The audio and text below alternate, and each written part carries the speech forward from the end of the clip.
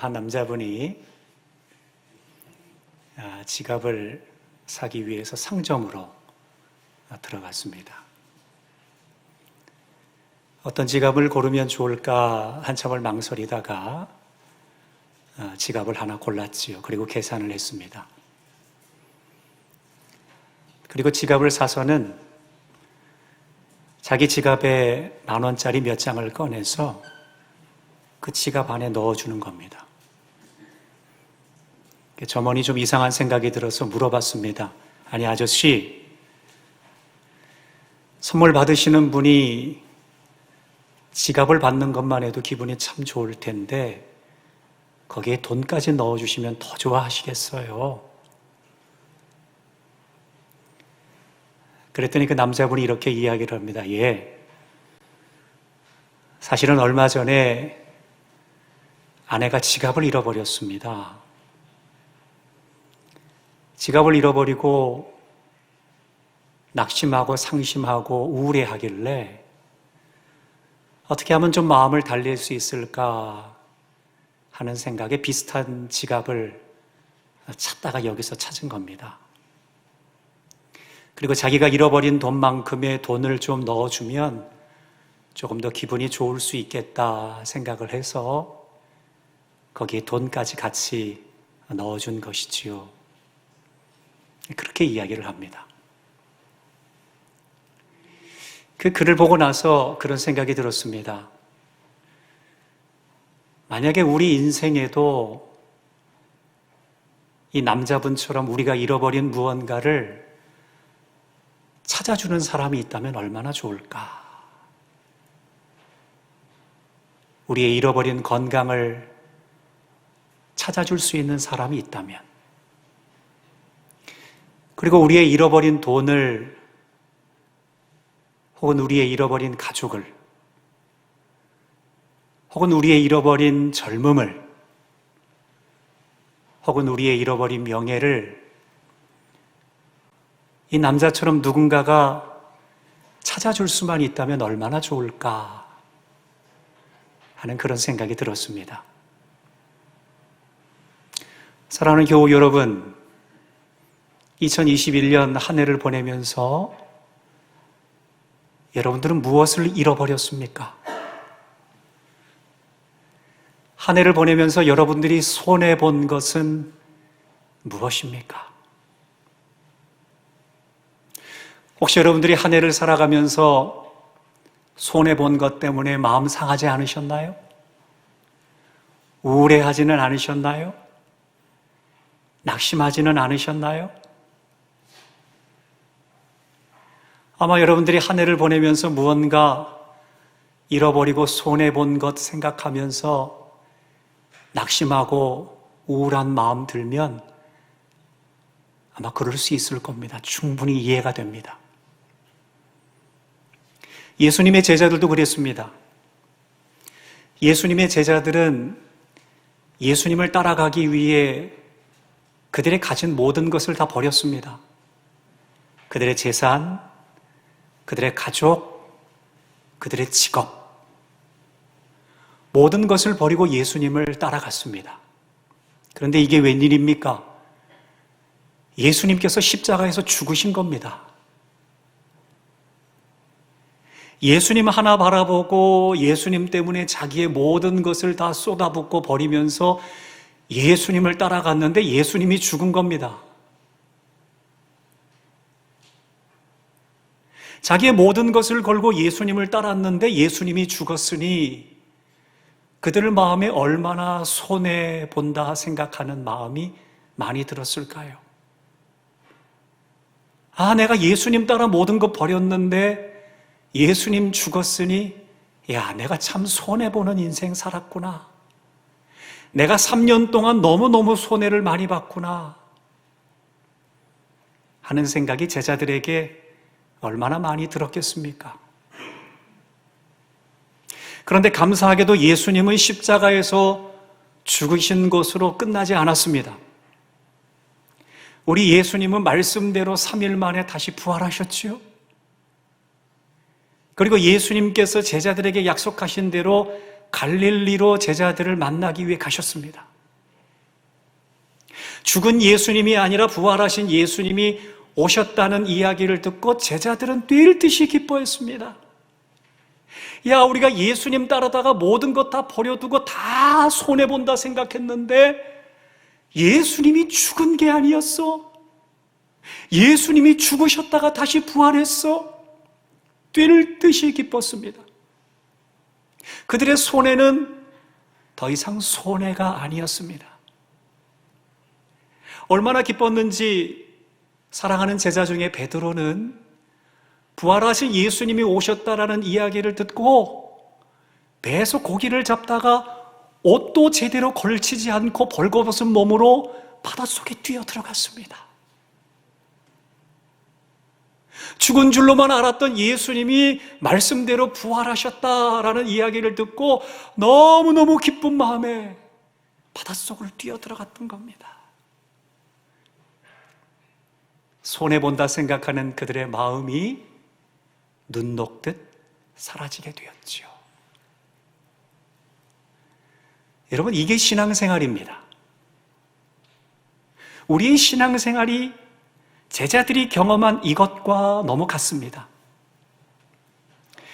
여러분, 우리가 신앙생활하는 신앙은 예수님께서 우리에게 가르쳐 주신 가르침을 따라 살아가려고 애를 쓰는 게 신앙생활입니다. 그래서 예수님께서 말씀하신 대로 사랑하기 위해 애를 쓰고 기뻐하기 위해 애를 쓰고 감사하기 위해 애를 쓰는 게 신앙생활입니다. 여러분, 그런데 우리가 예수님 말씀대로 살아가려고 하다 보니 자꾸만 손해보는 일이 생깁니다. 저 사람은 사랑하고 싶지 않은데 내가 먼저 다가가서 손을 내밀고 사랑하면 왠지 내가 손해보는 생각이 듭니다. 저 사람 예수님 믿게 하려고 내가 조금 더 사랑을 베푸려고 하니 자꾸만 손해보는 생각이 듭니다. 그리고 신앙생활을 하면서 주일날 나와서 예배 드리는 것도 손해보는 생각이 듭니다. 다른 사람들은 일주일에 한 번은 그래도 쉬는 날이어서 아침에 늦잠도 잘 수 있고 가족들하고 놀러 갈 수도 있고 취미 활동도 할 수 있는데 내가 예수님 믿는 신앙생활하는 그리스도인이라는 이유만으로 내가 주일날 아침에 잠을 깨서 예배를 드린다는 게 되게 손해본다는 생각이 듭니다. 여러분, 신앙생활하면서 이처럼 손해보는 생각 들 수 있습니다. 예수님의 제자들도 그랬기 때문입니다. 예수님의 제자들이 예수님이 죽은 줄 알았을 때는 그들이 예수님 때문에 버린 모든 게 다 손해본다 생각 들었던 겁니다. 여러분, 우리가 신앙생활 하는데 우리가 믿는 예수님이 죽은 예수님이라면 우리는 신앙생활 하는 게 다 손해보는 것 같습니다. 예수님이 나의 죄를 위해서 십자가에서 달려 죽으신 것은 믿어집니다. 그런데 예수님의 말씀을 따라 살아가는 건 왜 이렇게 손해본다 생각이 드는 것일까요? 우리의 신앙이 예수님의 죽음에 머물러 있기 때문에 그렇습니다. 죽음을 극복하지 못하기 때문에 그렇습니다. 그런데 어떤 교우분은 이런 교우분이 있습니다. 예수님의 말씀을 따라서 신앙생활 하려고 애를 쓰는데 자꾸만 손해보는 생각이 듭니다. 정말로 손해를 받습니다. 금전적인 손해도 받고요, 인격적인 손해도 받습니다. 여러분, 사람이 손해를 보고 다른 사람한테 싫은 소리 들으면 좋아할 사람 누가 있겠습니까? 다 싫어하지요. 화가 나지요. 그 교우분도 손해보고 인격적으로 모독을 당하니 속이 상했습니다. 얼굴이 변합니다. 울그락불그락 얼굴이 변합니다. 거기서 끝나는 것이 아니라 마음에서 막 분노가 일어납니다. 내가 이거 참아야 돼. 그런데 시간이 조금 지나자 그 교우분의 마음이 온유해지기 시작합니다. 그리고 내가 조금 전에 저 사람한테 손해봤는데 나도 모르게 내가 손해본 것을 통해서 무언가 하나님의 다른 계획이 있으실 거다라는 믿음이 생기기 시작합니다. 나는 분명히 손해봤는데 내가 손해본 것을 통해서 하나님이 다른 계획이 있으시겠지 하는 믿음이 생기게 되고 어느 순간에 분노로 일끓었던 마음이 사그라들기 시작합니다. 그리고 마음의 평강이 찾아오고 마음의 평안이 찾아오고 나도 모르는 이유로 그 사람을 사랑하고 용서할 수 있는 사람으로 변화되게 됩니다. 여러분, 앞선 교우와 이 교우가 무슨 차이가 있습니까? 앞선 교우는 신앙생활했지만 손해본 것 때문에 속상했습니다. 그런데 뒤에 교우는 손해보는 일을 경험했는데 무언가 알 수 없는 마음의 속사람이 변화되기 시작한 겁니다. 손해를 받지만 손해로 끝나는 것이 아니라 무언가 하나님께서 계획하고 계신 다른 섭리와 뜻이 있겠지 하는 하나님을 신뢰하는 믿음으로 자라가게 된 것입니다. 어째서 그게 가능하게 되었을까요? 그 사람이 믿는 예수님은 죽음에 머물러 있는 예수님이 아니라 부활이요 생명이 되신 예수님이고 주의 성령을 통해서 그 사람을 통해 역사하시는 예수님이기에 그의 마음에 변화가 일어난 것입니다. 여러분, 우리가 신앙생활할 때 죽은 예수님에 머물러 있으면 우리의 마음에 변화가 일어나지 않습니다. 그러나 우리의 마음에 살아계시고 부활이요 생명이 되시고 주의 성령으로 우리 가운데 역사하시는 주님이 나와 함께 하시는 것을 경험하는 교우들은 순간순간 마음에 변화를 경험하게 되는 겁니다. 그러면 그 안에서 내가 비록 인간적인 손해를 경험해도 그 손해는 손해가 아니다 라는 믿음으로 차오르게 된다는 것이죠. 사랑하는 여러분, 우리는 올 한 해 손해보는 일 참 많이 했습니다. 지난 5월 달에는 우리 노예에 속한 목사님들 중에 6분을 모셔서 미자립 교회를 섬기는 6분을 모셔서 우리 그분들을 좀 섬겼습니다. 목회하시는데 좀 어려움이 있으니 우리가 그분들에게 힘을 좀 보태드려야 되겠다, 격려를 좀 해드려야 되겠다 해서 우리가 동행 특별 새벽 기도회라는 이름으로 목사님들을 섬기는 시간을 가졌습니다. 여러분, 그런데 그분들을 섬기기 위해서는 돈이 필요하지요. 그런데 우리 교우들이 정성 어린 소중한 예물을 하나님 앞에 드렸습니다. 그 예물이 모아져서 목사님들에게 필요한 힘으로 전달해 드렸습니다. 여러분, 우리 분명히 손해보는 일 했습니다. 우리의 예물을 하나님께 드린 것이고 목사님들의 격려를 위해서 사용한 것이기 때문에 우리의 돈을 잃어버린 거기 때문에 우린 손해보는 일을 했습니다. 여러분, 그런데 우리가 그 일하고 나서 손해보는 일을 했다고 속상해했습니까? 아니요. 우리 모두 기뻐했습니다. 분명히 손해보는 일을 했는데 감사했습니다. 분명히 손해보는 일을 했는데 하나님이 우리 교회를 통해서 놀랍게 역사하시는구나, 하나님을 기대하는 마음을 갖게 되었습니다. 왜 그랬을까요? 우리가 믿는 예수님이 죽음에 머물러 있지 않고 우리가 믿는 예수님이 부활하시고 생명이 되시고 주의 성령으로 우리 교회와 함께 하시기에 우리는 손해본다 생각하지 않았던 겁니다. 여러분, 그리고 우리는 지난 6월에 또 손해보는 일을 했습니다.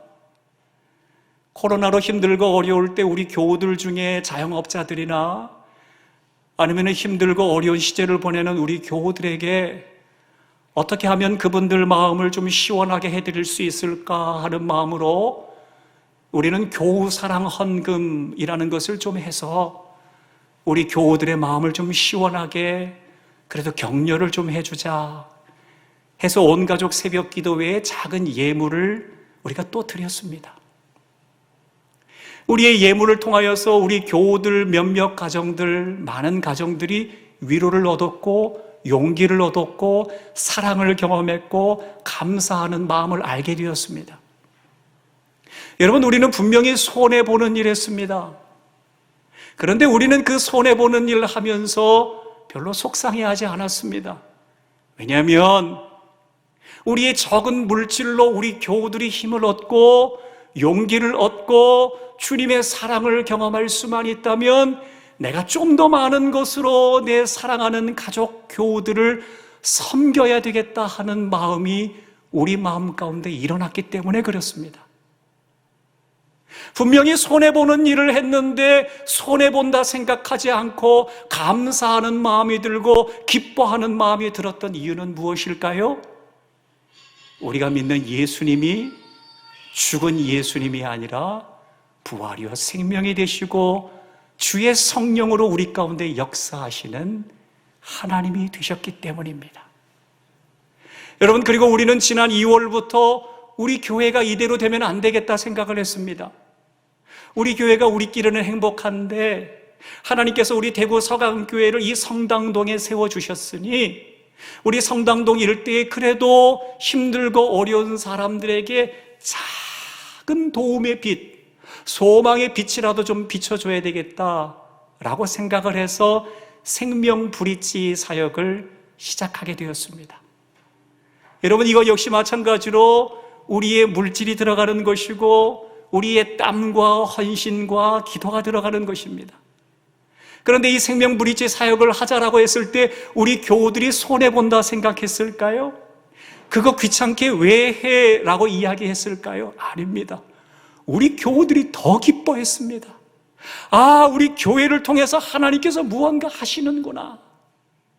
아, 우리 교회가 지역사회를 위해서 무언가 하게 하나님께서 역사하시는구나. 하나님이 나를 쓰시겠구나. 하나님이 우리 교회를 쓰시겠구나 하는 설레는 마음을 갖게 되었습니다. 여러분, 그게 왜 가능했을까요? 우리가 믿는 예수님이 죽음에 머물러 있지 않고 우리가 믿는 예수님이 부활이여 생명이 되신 분이고 주의 성령으로 우리 가운데 역사하시는 분이기에 그런 고백이 가능하게 되었다라는 것입니다. 여러분, 그러면 궁금증이 생겼습니다. 아니, 분명히 어제까지만 해도 무언가 단 10원이라도 100원이라도 1000원이라도 내 것을 잃어버리면 손해본다 생각해서 그렇게 화를 냈던 사람들이 어떻게 예수님을 믿고 이렇게 마음에 변화가 나타날 수 있었을까요? 그게 바로 기적입니다. 여러분, 그게 바로 기적입니다. 우리 예수님께서는 3년 동안의 공생의 사역을 하면서 많은 표적들과 기적들을 보여주셨습니다. 예수님께서는 병든 자를 고쳐주셨고요, 죽은 사람도 살려주셨고요, 귀신들도 쫓아내주셨고요, 먹지 못하는 사람에게 음식을 제공해 주시면서 모든 삶의 의식주를 해결해 주시는 능력의 주님으로 표적과 기적을 많은 사람들에게 베풀어 주셨습니다. 그런데 그 표적과 기적의 방향성이 있습니다. 예수님께서 베풀어 주시는 표적과 기적의 방향의 끝에는 뭐가 있냐면 마음의 변화가 있었습니다. 대표적인 사람이 도마입니다. 여러분, 도마는 예수님께서 죽으시고 예수님에 대해서 의심하는 마음으로 가득 차오르게 되었습니다. 그런데 부활하신 예수님께서 그에게 표적을 보여주셨지요. 직접적인 표적의 예수님의 손의 못자국과 옆구리의 창자국을 보여주시면서 이 표적을 보고 믿음 없는 사람 되지 말고 너 믿음 있는 사람 돼야 돼. 도마는 예수님의 그 표적과 기적을 바라보며 표적을 보면서 예수님에 대한 의심이 눈 녹듯 사라져 예수님을 향해 나의 주시요 나의 하나님이십니다 라고 고백하는 사람으로 변화되게 되었습니다.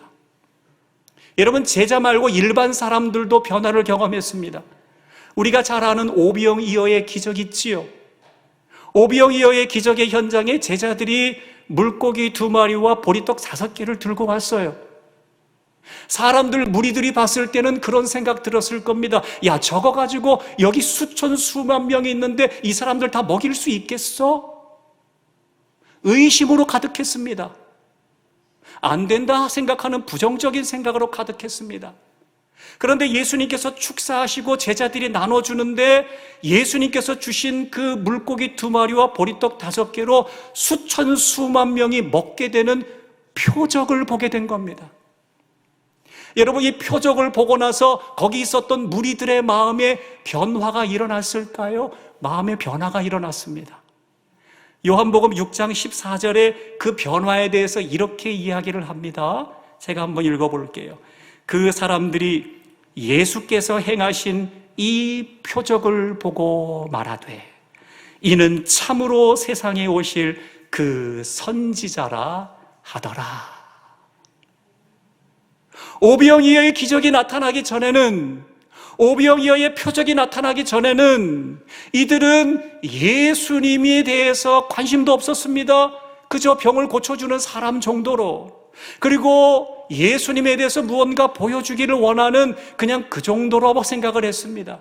그런데 예수님께서 보여주시는 그 표적과 기적을 바라보며 그들의 마음에 변화가 일어난 겁니다. 그래서 마침내 예수님에 대해서 이분은 하나님이 보내신 그 선지자가 맞다. 의심이 확신으로 변화되게 된 겁니다. 여러분, 그런데 참으로 재미있는 게 또 있습니다. 모든 사람들이, 여러분들이 그런 생각이 있을 겁니다. 하나님 나에게 무언가 기적 보여주시면 저 신앙생활 잘할걸요? 하나님 제 삶에 기적 보여주시면 저 신앙생활 정말로 잘할 겁니다. 저한테 기적 좀 보여주세요. 아니요, 안 그렇습니다. 여러분, 성경에 보면 표적과 기적을 경험하고도 마음의 변화를 경험하지 못한 사람들이 있습니다. 누가복음 17장에 보면 한센병 환자 10명이 나옵니다. 예수님께서 그 한센병 환자 10명 다 고쳐주셨습니다. 그런데 9명은 고침을 받은 표적을 받지만, 기적을 경험했지만 마음이 변화되어 예수님께로 돌아오지 않았습니다. 가던 길을 갔습니다. 그런데 그 10명 중에 1명만이 그의 마음이 변화되어 예수님께 돌아와 예수님을 믿음으로 고백하게 되었습니다. 그리고 그 한 사람만 구원을 받게 되었습니다. 여러분, 이것은 우리의 삶에도 그대로 나타날 수 있다는 것입니다. 여러분, 우리가 예수를 구주로 믿는 그리스도인입니다. 여러분, 우리는 하나님 아버지의 자녀들입니다. 그러기에 하나님께서는 우리의 삶에 많은 표적과 기적들을 보여주실 수 있습니다. 우리 예수님께서 공생의 기간을 통해서 보여주셨던 것처럼 우리의 삶을 통해서, 우리의 가정을 통해서, 우리의 직장을 통해서, 우리의 건강을 통해서, 자녀들을 통해서, 삶의 인도하심을 통해서 얼마든지 우리에게 삶의 표적과 기적들을 보여주실 수 있는 분이 바로 우리 하나님인 줄로 믿습니다. 왜요? 온 우주 만물을 창조하신 분이 우리 하나님이신데 우리의 삶에 하나님의 능력으로 간섭하는 것이 뭐가 어렵겠습니까? 여러분, 그런데 문제는 뭐냐면 10명의 한센병 환자 중에 9명의 한센병 환자처럼 하나님께서 수많은 우리의 삶에 스쳐 지나가는 표적들과 기적들을 보여주시지만 그 표적과 기적을 바라보며 마음의 변화를 경험하지 못한 사람들은 하나님께 찬양으로 영광 올려드리지 못합니다. 그러니까 표적과 기적을 경험할 때 마음의 변화를 경험하는 사람은 그 표적과 기적을 베풀어 주시는 하나님께 영광 올려드릴 수 있게 된다는 것입니다. 그런데 문제는 우리 역시 9명의 한센병 환자들과 같이 우리의 삶에 스쳐 지나가는 주님의 표적들, 우리의 가정에 스쳐 지나가는 주님의 기적들, 우리의 건강에 사람을 통해 역사하시는 주님의 표적과 기적들, 우리의 직장과 일터와 자녀들 가운데 스쳐 지나가는 삶의 표적들과 기적들이 수많이 일어나고 있지만, 그러나 우리 안에 속사람이 변화되지 못하고 마음이 변화되지 못하다 보니 그 주님께서 우리에게 보여주시는 표적과 기적을 바라보고만 주님께 영광을 올려드리지 못하고 있다는 것입니다. 내 삶의 모든 순간을 인도하시는 하나님 감사합니다. 내 기도 제목에 응답해 주신 하나님 감사합니다. 반대로 내 기도 제목에 응답하지 않으신 하나님도 감사합니다. 내 삶의 기쁨과 찬송을 베풀어 주시는 주님 찬양하고 감사합니다. 그러나 내 삶에 눈물과 슬픔을 주신 주님도 찬양합니다. 여러분, 이게 어떻게 가능할까요? 우리의 삶의 표적과 기적을 경험할 때 우리의 속사람이 변화돼요. 왜요? 우리가 믿는 예수님이 죽은 예수님이 아니라 부활하시고 생명이 되신 주님, 주의 성령으로 우리 가운데 동행하시는 그 주님이 우리 가운데 역사하시기에 우리의 삶에 스쳐 지나가는 표적과 기적을 바라보며 우리의 마음의 변화를 경험하게 되면 우리의 삶에 즐거울 때만 하나님을 찬양하는 것이 아니라 우리의 삶의 희노애락 모든 삶의 순간에 하나님을 찬송할 수 있게 될 줄로 믿습니다. 그게 우리의 신앙입니다. 사랑하는 여러분, 우리가 올해 붙들었던 말씀이 바로 이겁니다. 2021년도 우리가 붙들었던 한 해를 붙들었던 말씀이 바로 이겁니다. 오늘 본문입니다. 여태까지 지금 설교한 내용이 그겁니다. 제자들은 모든 걸 다 잃어버렸습니다. 손해본다 생각했지요. 그런데 주의 성령으로 살아계신 주님이 제자들과 함께 역사하기 시작했습니다. 죽은 예수님이 아니라 살아계신 예수님이 그들과 함께 하다 보니 제자들의 마음이 변화되기 시작했습니다. 더 이상 두려워하지 않습니다. 담대하기 시작했습니다. 거기서 끝나는 것이 아니라 제자들이 손해보는 일을 하기 시작하는 겁니다. 아니, 이전까지만 해도 손해보는 것에 손사래를 쳤던 제자들인데 주의 성령으로 주님이 그들 가운데 함께 하시니, 그리고 마음이 변화되니 손해보는 일을 하기 시작하는 겁니다. 그게 우리가 많이 봤었던 본문 44절, 45절입니다. 여러분, 제자들이 얼마나 손해를 봤는지 한번 볼까요? 한번 읽어보겠습니다. 시작. 믿는 사람이 다 함께 있어 모든 물건을 서로 통용하고 또 재산과 소유를 팔아 각 사람의 필요를 따라 나눠주며. 손해보기 시작한 겁니다. 그리고 하나님께서 이들에게 많은 표적들과 기적들을 보여주셨습니다. 그 표적과 기적을 보며 제자들의 마음이 변화되기 시작했습니다. 그리고 그들이 한 것이 무엇이냐면 하나님을 찬송하기 시작했습니다. 이전에는 즐거울 때만 하나님을 찬송했는데 그들 가운데 살아 역사하시는 성령으로 그들과 함께 하시는 주님, 하나님이 그들과 함께 하시니 마음의 변화가 생겨 손해를 봐도 기쁘고, 그리고 그들의 삶에 일어나는 순간순간 찰나로 지나가는 표적과 기적들을 바라보며 놓치지 않고 하나님을 찬송하는 주의 사람들이 되었다는 것입니다. 본문 마지막 절 47절을 한번 볼까요? 시작. 하나님을 찬미하며 또 온 백성에게 칭송을 받으니 주께서 구원받는 사람을 날마다 더하게 하시니라. 사랑하는 교우 여러분, 2021년 여러분은 무엇을 잃어버렸습니까? 2021년 한 해를 살며 여러분은 얼마나 손해를 보셨습니까? 그러나 여러분이 믿는 예수님이 죽음에 머물러 있는 예수님이 아니고 여러분이 부활이요 생명이 되시는 예수님을 믿고 주의 성령으로 여러분들 가운데 역사하시는 살아계신 그 주님이 여러분의 주가 되어주신다면 여러분이 손해라고 여기는 그 손해를 오히려 찬송으로 바꾸어 주실 줄로 믿습니다.